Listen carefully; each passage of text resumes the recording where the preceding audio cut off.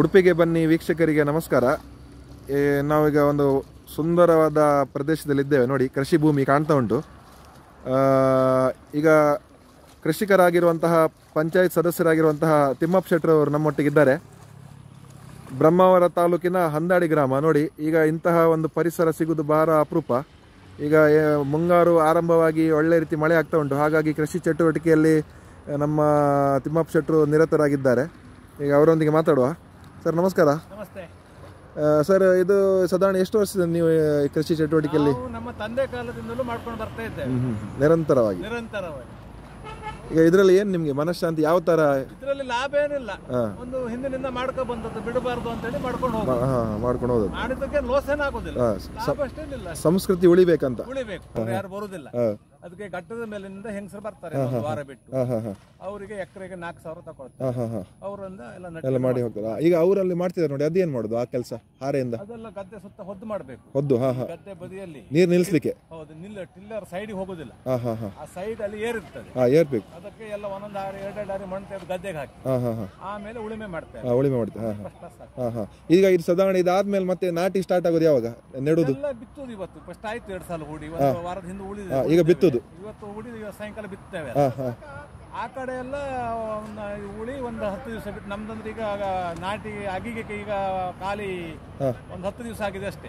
ಅದಕ್ಕೆ 2ನೇ ತಾರೀಕಿನಿಂದ ನಾಟಿ ಸ್ಟಾರ್ಟ್ ಆಗ್ತದೆ. ಇಲ್ಲಿ 2ನೇ ತಾರೀಕು, ಜುಲೈ 2ರಿಂದ ನಾಟಿ. ಇದನ್ನ ನೇಜಿ ನೆಡುದು ಅಲ್ಲ?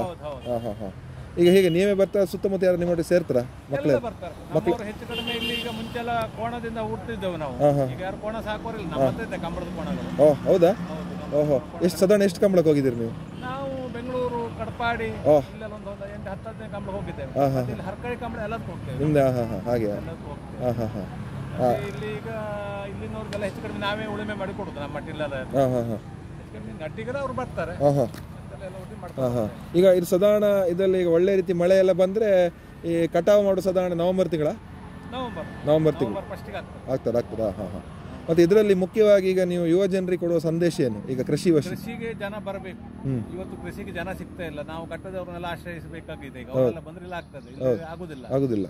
ಅದು ಅಲ್ಲದೆ ಈಗ ಕೊಯ್ಯುವ ಮಿಷನ್ ಒಂದು ಬರ್ಲಿಕ್ಕೆ ಹೋಗಿ ಕೃಷಿ ನಡೀತಾ ಇರೋದು. ಅದು ಬರದೇ ಇದ್ರೆ ಇಲ್ಲ, ಮಿಷನರಿ ಇದ್ರೆ ಮಾತ್ರ. ಮತ್ತೆ ತುಂಬಾ ಜನ ಅವರ ಗದ್ದೆಯನ್ನೆಲ್ಲ ಬೇರೆಯವರಿಗೆ ಮಾರಿ ಅಲ್ಲೆಲ್ಲ ಕಟ್ಟಡ ಎಲ್ಲ ಆಗ್ತದೆ. ಅದು ಆಕ್ಚುಲಿ ತಪ್ಪಲ್ಲ.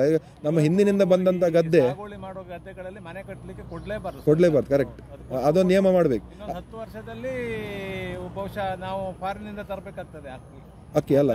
ಈಗ ನಿಮ್ಮ ಪ್ರಕಾರ ಸರ್ಕಾರದವರೊಂದು ಕಠಿಣ ಕ್ರಮ ತಗೊಳ್ಬೇಕು.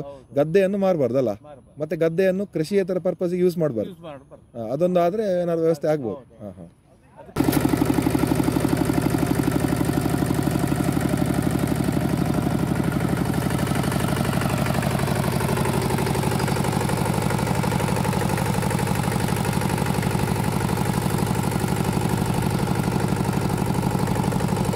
ನಮ್ಮೊಂದಿಗೆ ಈಗ ಬಾಲಕೃಷ್ಣ ಶೆಟ್ಟಿ ಅವರಿದ್ದಾರೆ. ಅವರು ಕೂಡ ಕೃಷಿ ಭೂಮಿಯಲ್ಲಿ ಒಳ್ಳೆ ರೀತಿ ಬೇಸಾಯ ಎಲ್ಲ ಮಾಡ್ತಾರೆ.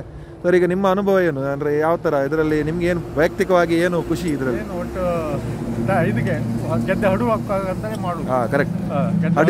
ಹಡಿಲು ಬಿಡಬಾರ್ದು ಅಂತ ಮಾಡುದು ಒಳ್ಳೆ ಒಂದು ಯೋಚನೆ. ಅದಕ್ಕೆ ಮತ್ತೆ ಅದರಲ್ಲಿ ಏನು ಲಾಭ ಇಲ್ಲ. ಕೃಷಿ ಇದರಲ್ಲಿ ಬೀಜ ಸಿಗುವುದಿಲ್ಲ. ಮೊನ್ನೆ ಹೋಗಿ ಕೇಳಿದ್ರೆ ಬೀಜ ಖಾಲಿಯಾಗಿದೆ, ಇನ್ನು ಬರುವುದಿಲ್ಲ ಅಂತ ಹೇಳ್ತಾರೆ. ಕೆಲವು ಕಡೆ ವಿಚಾರಿಸ್ತೀವಿ, ಎಲ್ಲೂ ಬೀಜ ಸಿಗ್ಲಿಲ್ಲ. ನಾವು ಒಂದು ಬಟ್ರ ಮನೆ ತಂದಿತ್ತು, ಅದು ಹುಟ್ಲೇ ಇಲ್ಲ. ಈಗ ಬೀಜ ಒಂದು ಕರೆಕ್ಟ್ ಆಗಿ ಕೊಟ್ರೆ ನಿಮ್ಗೆ ಅನುಕೂಲ ಆಗುತ್ತೆ. ಲಾಭ ಇಲ್ಲ, ಒಟ್ಟು ಗದ್ದೆ ಹಡಿಲು ಬಿಡುಕಾಗಂತ. ಮತ್ತೆ ಗದ್ದೆ ಮಾರಬಾರ್ದಂತ ಒಂದು ಕ್ರಮ ಮಾಡಿದ್ರೆ ಏನಾದ್ರು ಒಂದು ವ್ಯವಸ್ಥೆ ಆಗ್ತದೆ ಅಂತ.